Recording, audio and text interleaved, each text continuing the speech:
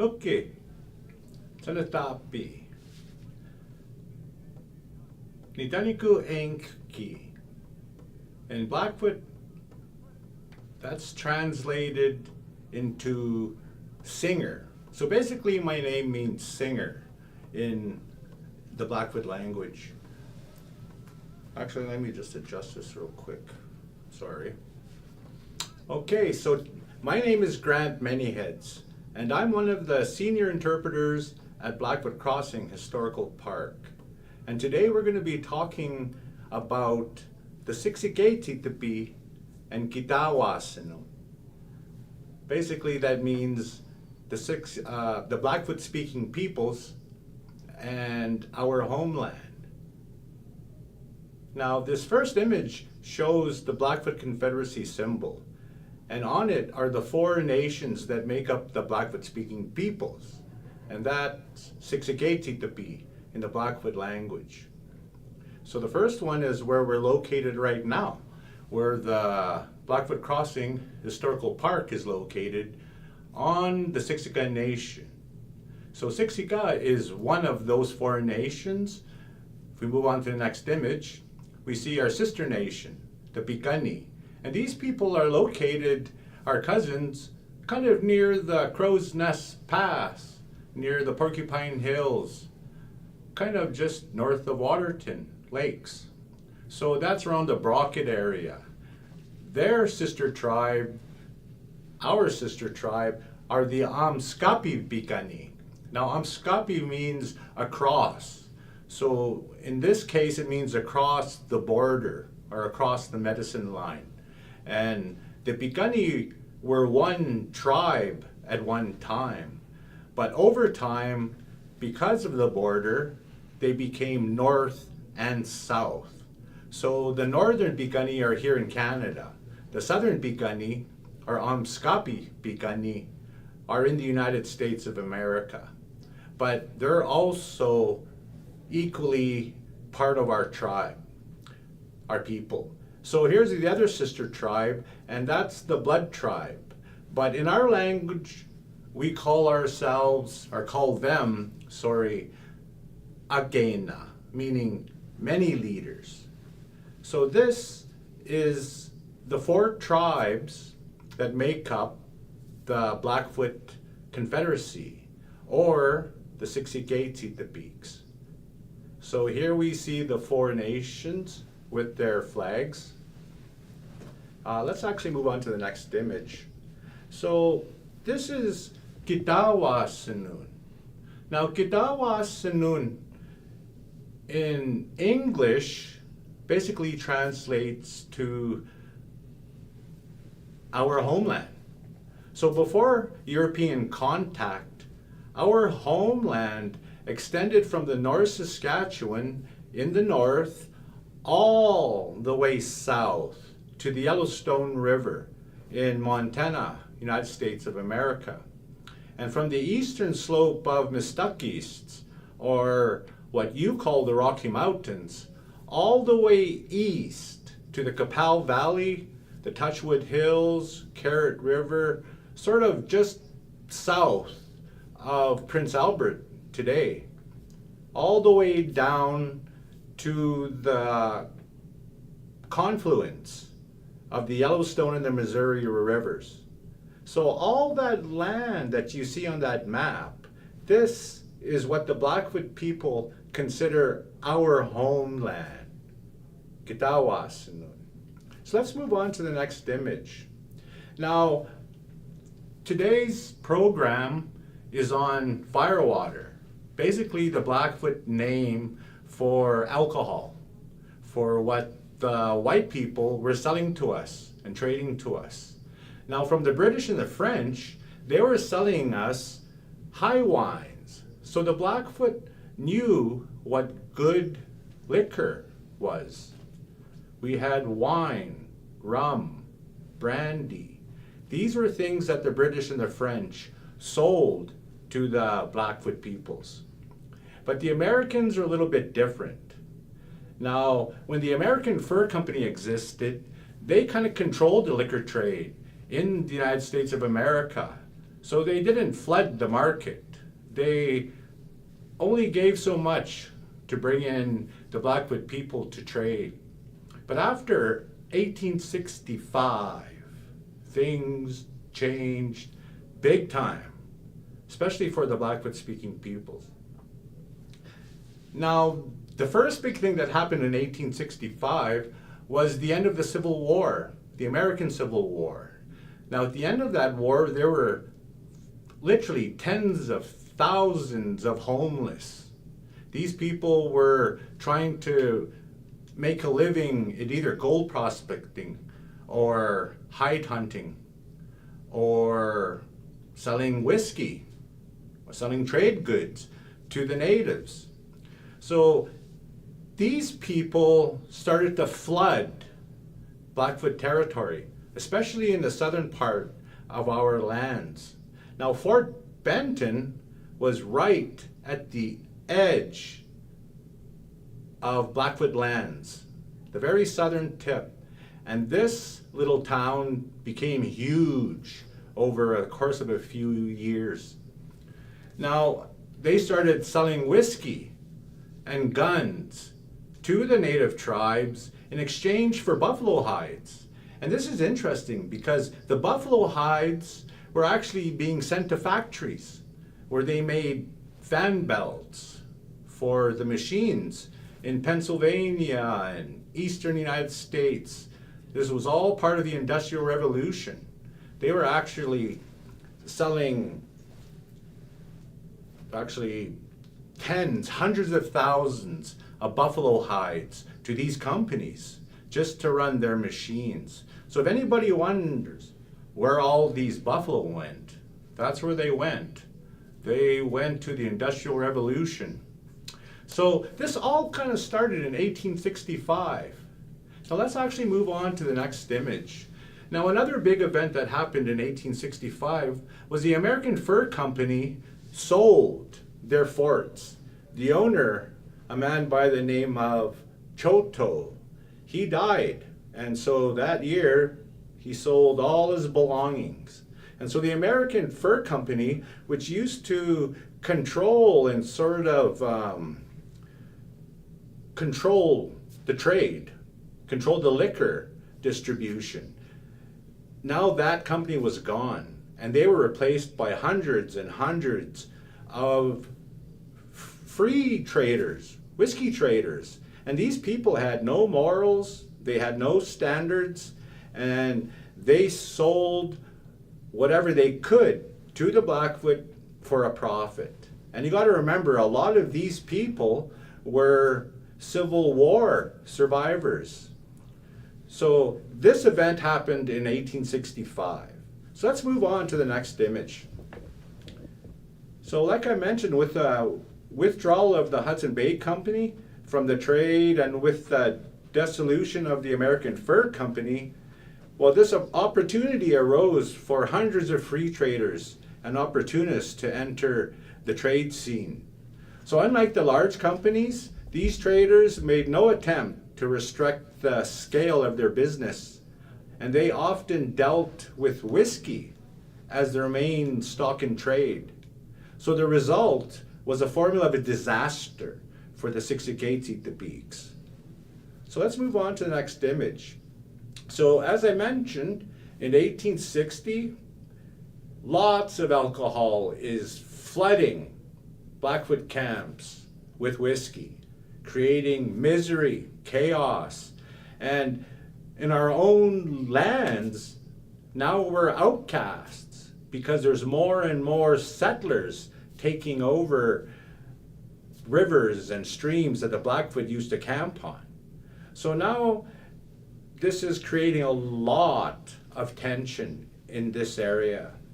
So much tension that because of the whiskey trade, an event that the settlers called the Blackfoot War began. And you got to remember, this is 1865, and this lasts right up until 1870. So during this time, there's a lot of violence because of the whiskey trade, not just amongst the Blackfoot people themselves within our camps, and that was bad enough, but a lot of violence between the Blackfoot and the settlers. So in Montana, there was no law or order, especially out in the open plains. So let's move on to the next image. Now, during this Blackfoot War, the reason they believe it started was because at night, traders, our people, would just leave the town of Benton and go out and meet Blackfoot or other natives out in the darkness, in the middle of nowhere, and they would sell their liquor because they were breaking the law. In the United States of America, it was still illegal to trade alcohol or liquor with any of the natives living in that country. And that began in 1835. So these whiskey traders were literally breaking the law, but they were making huge profits. So during this, and I kind of don't like and like this image. Now this comes from that 1865 Blackfoot War. And here you can see a bounty put on someone, and that person's head is being brought in as proof that this person is gone. Now this is how violent this Blackfoot War became in the United States of America. So let's move on to the next image. So by 1867, that trade, that liquor trade, it extended past Fort Benton to a number of points along the Missouri River. And what fed this liquor traffic was steamboats. There was hundreds of steamboats were coming up to Fort Benton from St. Louis, and they were bringing up not just people, but liquor, or at least the ingredients for liquor. And so this increased steamboat traffic, it actually just increased. Up until 1870, this was how they brought goods into Montana, through the steamboats. We had no railroads then. So by the spring of 1868, there was a new rush of homesteaders. And these people came to Fort Benton, and Fort Benton just got bigger and bigger. And you have to remember that this is the seat of the whiskey trade, not just because of the steamboat traffic, but because of the warehouses, the saloons. So there's a lot of liquor here in Fort Benton, not just going to the natives in illegal trade, but also going to the miners and going to the ranchers and the cowboys who are now settling Montana. So this man, or these two men, Baker and Power, plus a number of smaller outfits, these were the people who started supplying these free traders, hundreds of free traders, with alcohol. So let's move on to the next image. Now this is an interesting note. Mountain Chief. Now this is a respected Piikani chief. And he actually went to the federal officials and asked them to stop coming out to the tribes and selling liquor. He wanted the Blackfoot to go to their towns, to Fort Benton and places like that. Okay, I'm sorry, I'm just having a little technical issue here. Okay, so I'm just going to get into talking. Can you guys still hear me? I'm sorry. Yeah, you're still live. Okay, sorry about that. Just had a little technical issue here. But so let's get back into Mountain Chief. So now, much to their surprise, Piikani Chief, Mountain Chief, he had no use for these traders that were going into his camps. So at least 3 competing trade wagons were sent packing before Isaac Baker. Now he's one of the bigger traders. He made a final plea for cooperation to Mountain Chief, but Mountain Chief was adamant in his stance. And as they left, Mountain Chief told the traders not to stop until they got to Fort Benton. Now, Mountain Chief did not want this firewater or this liquor in his camps because he saw what it was doing. So there was so much unrest, so much law and order that he did not want it anywhere past a certain river, the Marias, to the Blackfoot camps at all. In fact, what he said to the federal official was, "We want the new traders to act like the old men who traded with us long ago." And then he said, "We do not wish for these palefaces to come to our villages. There is nothing in common between us." Now this was the Mountain Chief who said this, and he was one of the more prestigious or more esteemed chiefs at that time with the Piikani, whose lands that this town was on.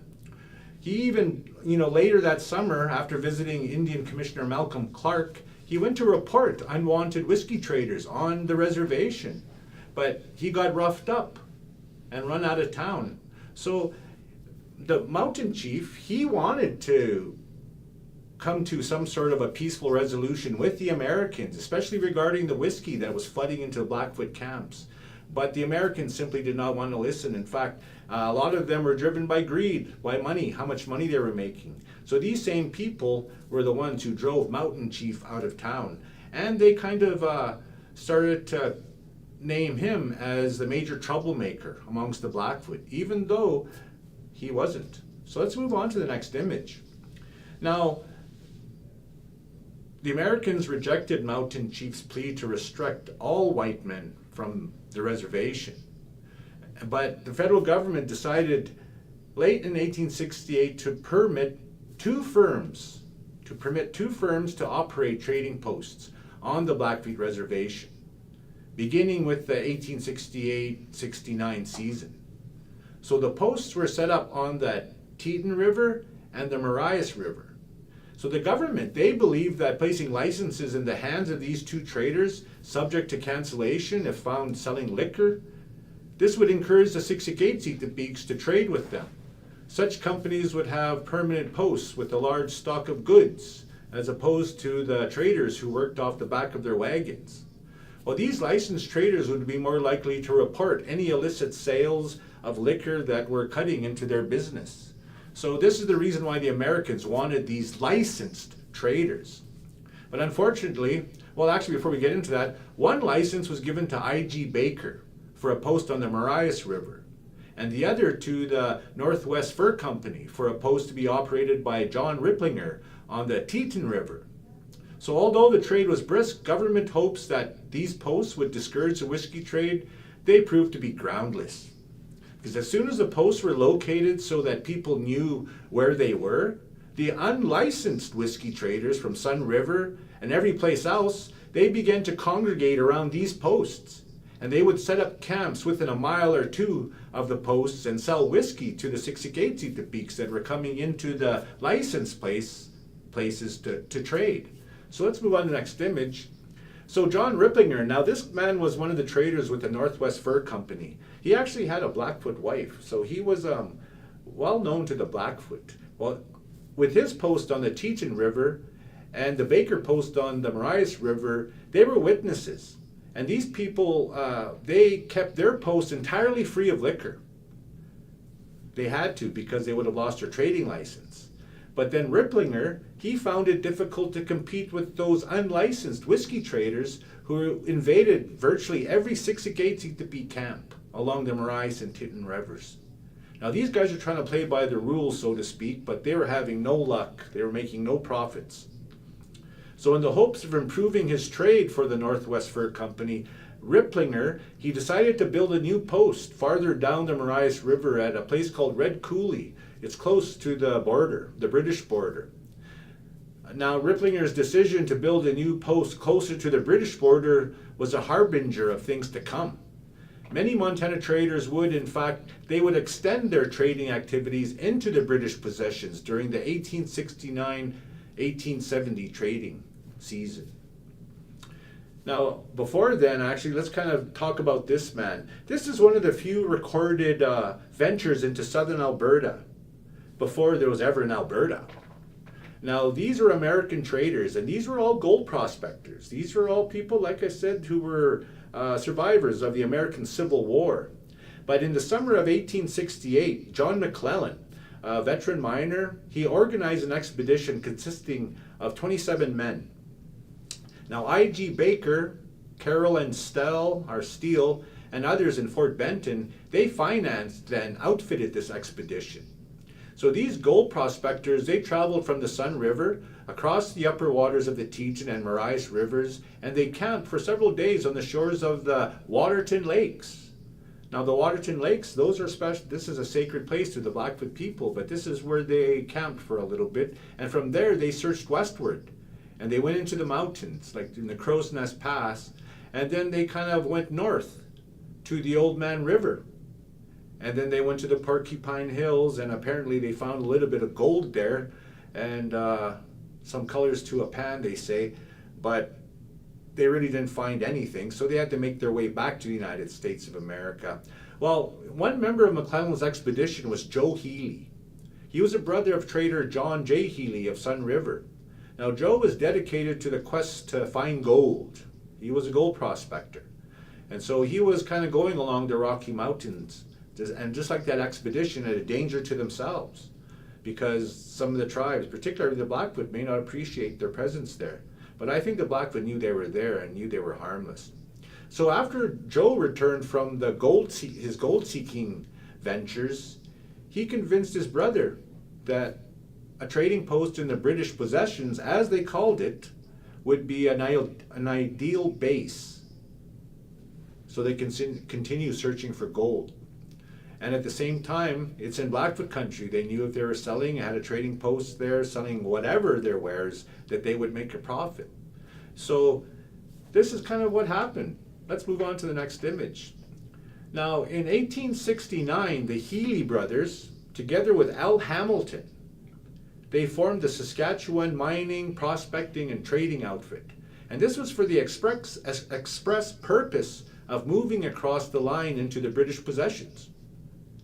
Now, the two principal partners in this venture were John Jerome Healy, who you see there just off to the left, and Alfred B. Hamilton on the right. Now, these two men were to dominate the northern whiskey trade for the next 5 years. You know, interestingly enough, the man on the right, Hamilton, he had a Blackfoot wife, and the Blackfoot respected him more than they did the other man. And so when they did set up their fort in where they eventually set it up, it was named after Hamilton, not after John Healy. But we'll get into that. So let's look at some of the other events that were happening to the Blackfoot-speaking peoples around that same time period. Now, in 1869, this event, which was huge, affected the Blackfoot-speaking peoples. And this was the outbreak of smallpox. Now, this outbreak originated from a steamboat that came up the Mississippi, the Missouri, and finally stopped in Fort Benton. And you know, years later, under the presidency of Bill Clinton, the Americans apologized for using infected blankets as a form of biowarfare. And this is what happened to the Blackfoot people. These blankets eventually wiped out 1/3 of the Blackfoot-speaking peoples at that time. Now, right now, this is just happening. It's just starting. 1869 is when this outbreak begins. Now, not soon after, just a little bit after that outbreak, this is when Hamilton and Healy decide they're going to make their way north. And so, you know, it's interesting. A lot of people do not realize these facts that are coming up. A lot of people think that the white people just went into Blackfoot lands, camped wherever they wanted to camp, put up a flag and said, okay, this is where we are, you know, and no one can do anything about it. That is not true. Before departing Fort Benton, the traders, they engaged Big Plume. Now, Big Plume was a chief, an influential chief of the Kainai, which are, if you remember, one part of the Blackfoot-speaking peoples. Now, Big Plume, he normally traded with the Northwest Fur Company, John Ripplinger. This is who he traded with regularly. But according to trader John Ripplinger, he decided to go with the Healy and Hamilton expedition to protect them and to stay with them. So this expedition left Sun River on the 28th of December, 1869. And so they were literally still on the trail on New Year's Day, making their way northward. So let's move on to the next image. Now, this trip was uneventful until they reached the Marias River. Now, when they got to the Marias River, they met a band of 20 Kainaiquans. And these people were under leadership of Bull Backfat. Now, Bull Backfat was a head chief of the Kainai. He was one of their big chiefs of all time. Great accomplishments under this man. He even traveled as far down as New Mexico in his lifetime and came back up on a steamboat. It's incredible if you ever learn about this particular chief. But this is who they bumped into. And at this time, kind of tells you about the time. The buffalo are they're thinning out. There's less and less of them every year. And so as they're making their way north, they bump into Bull Backfat, and they're starving. Bull Backfat and his people, the 20 people with him, they're starving. They can't find any game anywhere. So it's by luck that they bump into Hamilton and Healy, and Hamilton and Healy feed them and take care of them. And along with Big Plume already, remember, Big Plume's with them, he's a Kainaiquan. Now they have the head chief of the Kainaiquans, Bull Backfat, accompanying these traders to the confluence of the Belly and St. Mary's rivers. Now, this wasn't their destination. This is as far as they could go before it got too cold. So they stopped at the confluence of the Belly and St. Mary's rivers. And they got there just after the middle of January.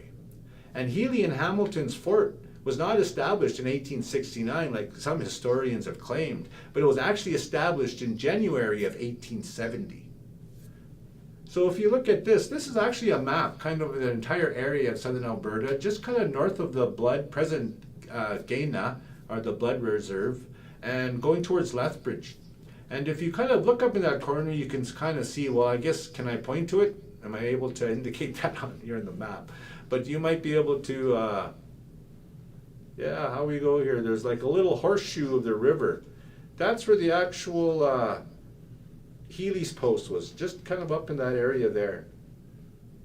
So that site, that was actually the wintering camp of a chief. Well, we'll actually get into that. Let's get into this. Now, this site was a favorite wintering place of the Gainaquans, but it was known to the Gainaquans and the other Siksika as Ake. I'm not too sure if I'm saying that last part right, but in the translation it means many died. So to our Blackfoot people, we knew that that area there was known as the area where many of our people died. And this was because of the 1836 to 1840 smallpox epidemic that hit the Siksika in those years. And that particular smallpox epidemic wiped out 2/3 of the Blackfoot-speaking peoples on this continent at that one time. Within those 40 years, it seriously weakened the Blackfoot-speaking peoples.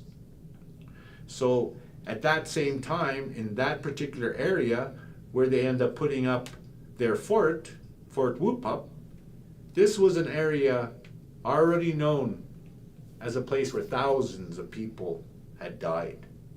So, you know, what's interesting is that years later, because of the whiskey trade and all the death that resulted from the whiskey trade, that fort and that area was appropriately named, because a lot of people also died in that same area during the whiskey trade. So let's actually move on to the next image. And so this image here, if we could bring it in a little bit, you know, upon arrival at that site, just like when they were talking to Bull Plume and some of these other chiefs, well, they actually asked permission to set up at that site. So upon arrival at that site, he sought out a man named Many Spotted Horses, who was actually a great chief amongst the Gainaquans.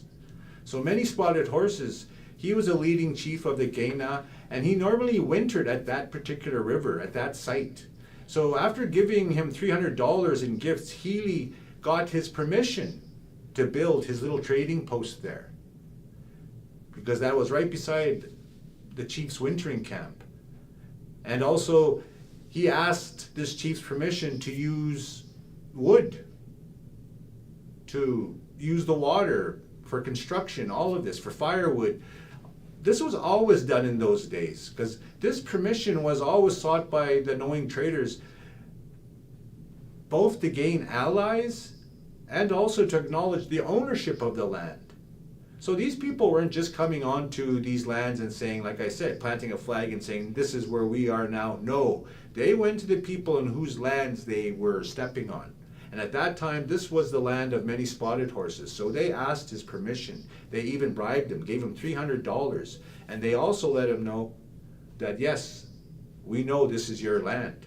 And so this is the practice in those days. Now, one of the other practices, interestingly enough, too, was having a winter wife. At least that's what the white people called it, or the Napequans, having a winter wife amongst the Blackfoot. To the Blackfoot people, the offering of one of our daughters was a significant thing to these people, whether they realized it or not, and usually established trade relations. And to the Blackfoot people, this was not just no trivial thing or a sexual trivial thing. It was an arrangement. It was a marriage. But to the traders, this was often their winter wife. They only were with that woman for one season to fulfill their needs, and at the end of the season, when they left, then maybe they never saw that person again. Well, Many Spotted Horses offered either his daughter or a sister to Healy as a wife. And so Healy actually accepted this arrangement, even though he had a legal wedded wife back at Sun River with Mary Frances. So that's an interesting note. But that happened a lot during those times. So by the time the traders arrived that January, the weather, it got cold. And the men were living in leather lodges or in teepees. And actually, like I always like to point out, teepee is a Sioux word. To the Blackfoot, we would say nitoyis, so hence the word leather lodges. And so they stayed in these lodges until they built more permanent accommodations, their cabins.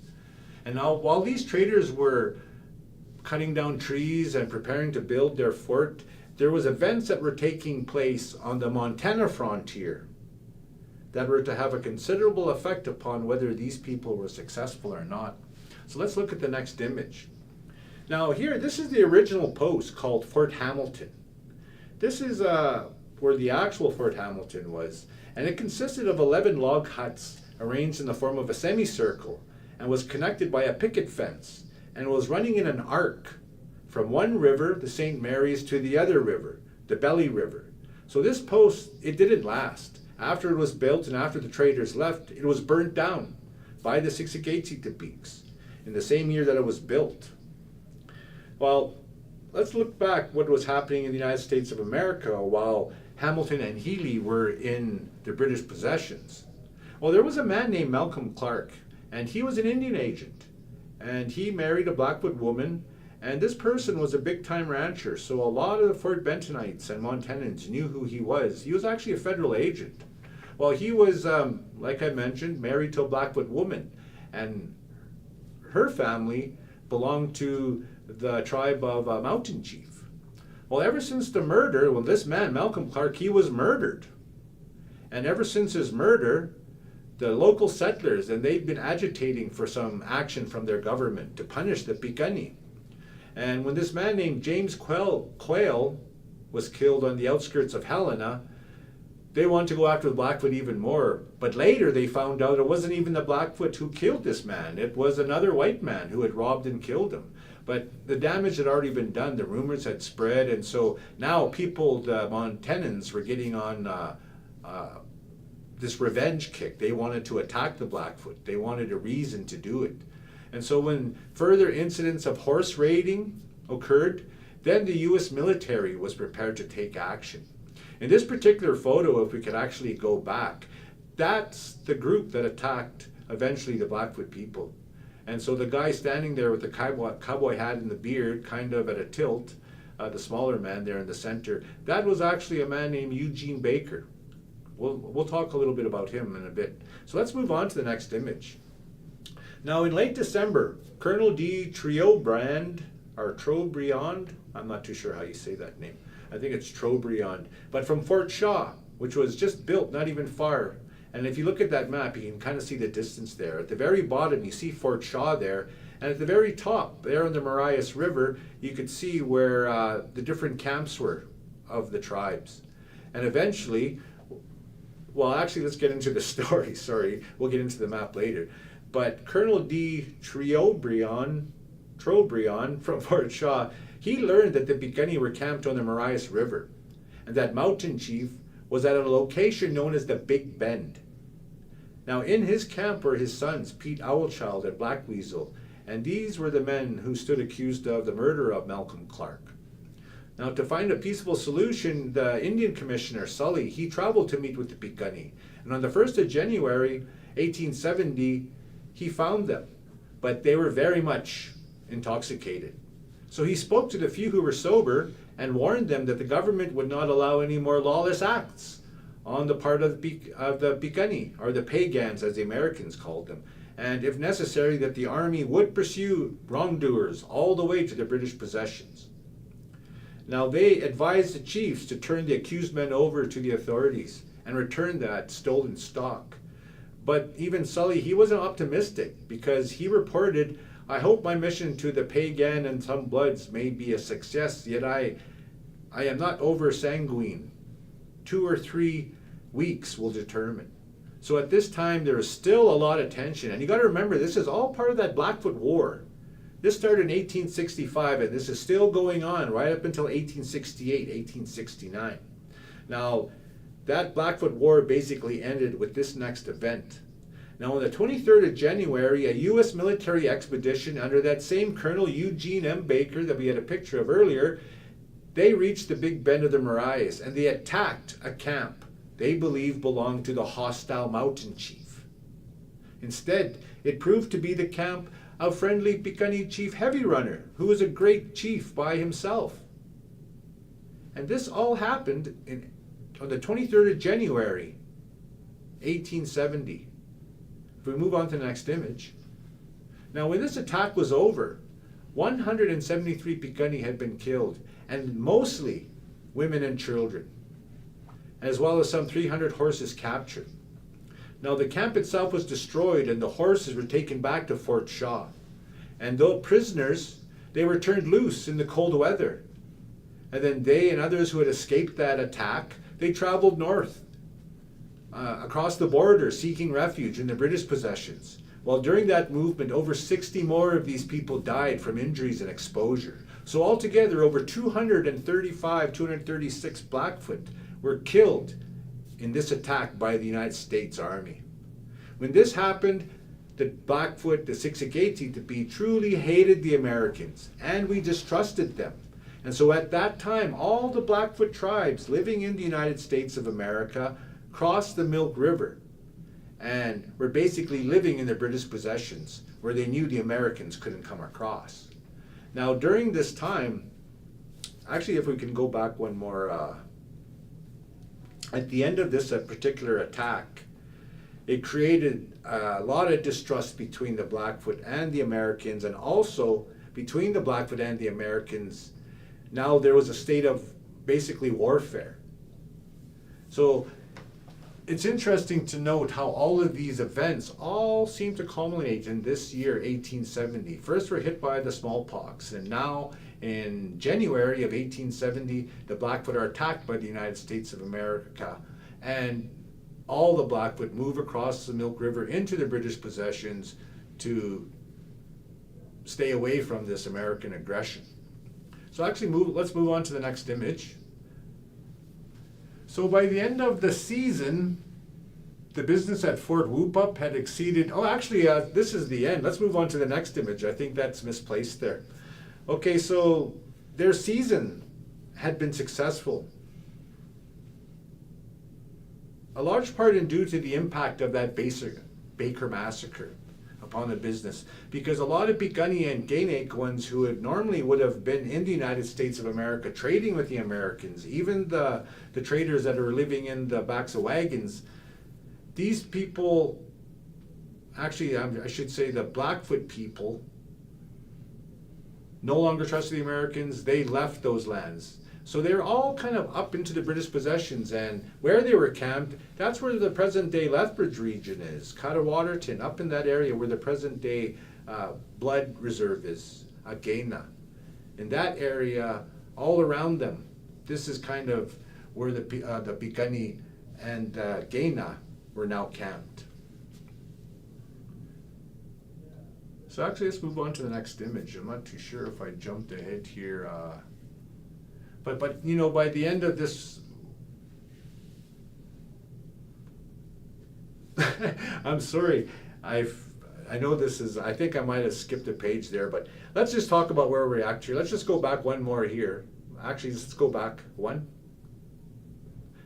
No, forward. Sorry, forward again. Okay, I guess that's where we're at right now. Oh yes, that's right. We'll talk a little bit more on the next program regarding what happened in 1870 onward.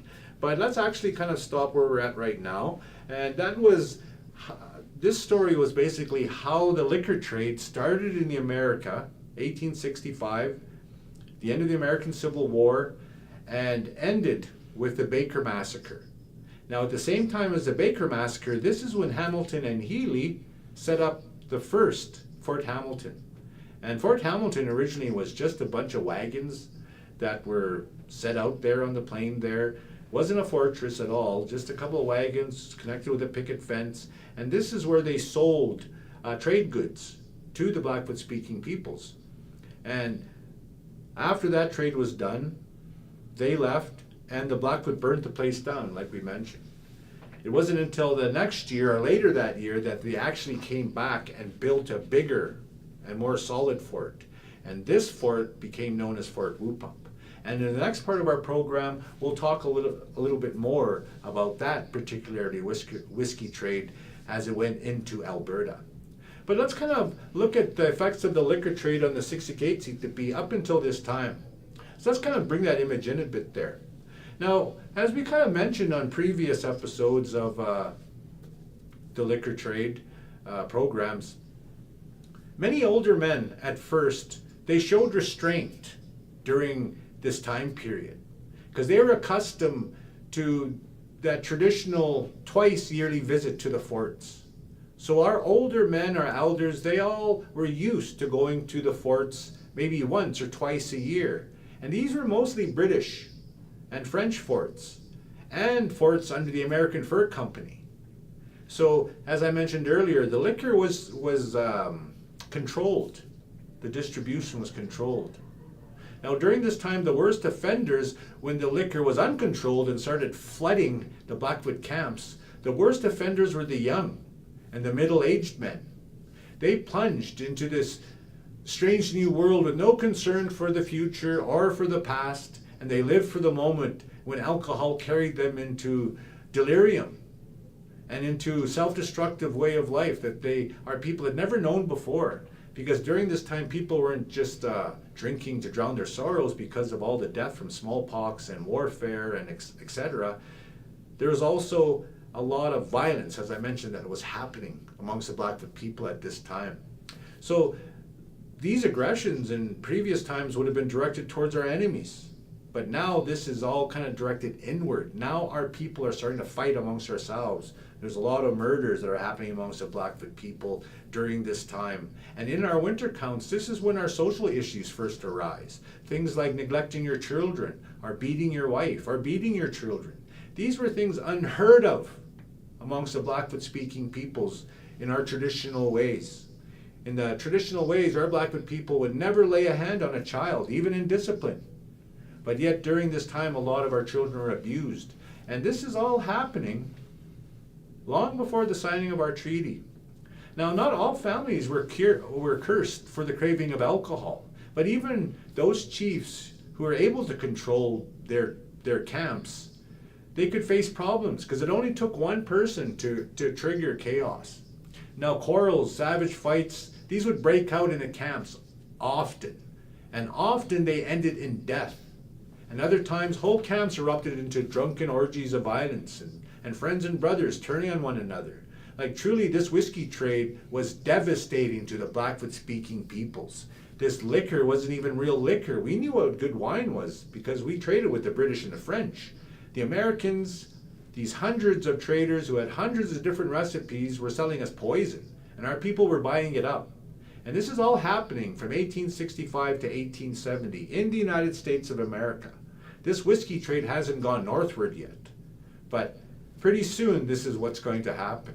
So with the upheaval that was happening in Montana Territory because of this whiskey trade, a lot of the Siksika and the Gaina and some Piikani, they were staying north of the border. And also after this Baker massacre, most of our people are staying north of the border now. And we're doing most of our trading with the Hudson Bay Company because it was peaceful. So all of this was all happening. Our trade, everything was being affected because of this liquor trade. And our famous unity as Blackfoot-speaking peoples is we have 4 tribes. If one tribe should get into trouble with its neighbors, you have 3 other tribes to back you up. And that was always our famous strength, our unity as Siksika, like you can see in that symbol right there. But when the whiskey trade, that unity was gone, simply gone. Because chiefs like our Chief Crowfoot, who wouldn't allow liquor in his camps, could not trust those people who were addicted to it. Because so much violence occurs with the alcohol, just like today, just like it happens with our people today on many different tribes, but particularly amongst the Blackfoot. It's still a curse amongst our people. But this is what it did to our people then. And so this climate, this whiskey trade that began in the United States, that caused misery and chaos, in the next program, we're going to see it go northward into what they call their British possessions, into modern day southern Alberta. And then we'll talk a lot about how that affected the Blackfoot speaking peoples.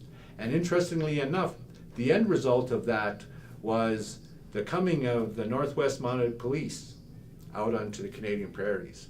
But we'll talk more about that next week or next month, our next episode. And from there, all I have to say is take care of yourselves and Kata Matsunua. We'll see you next week.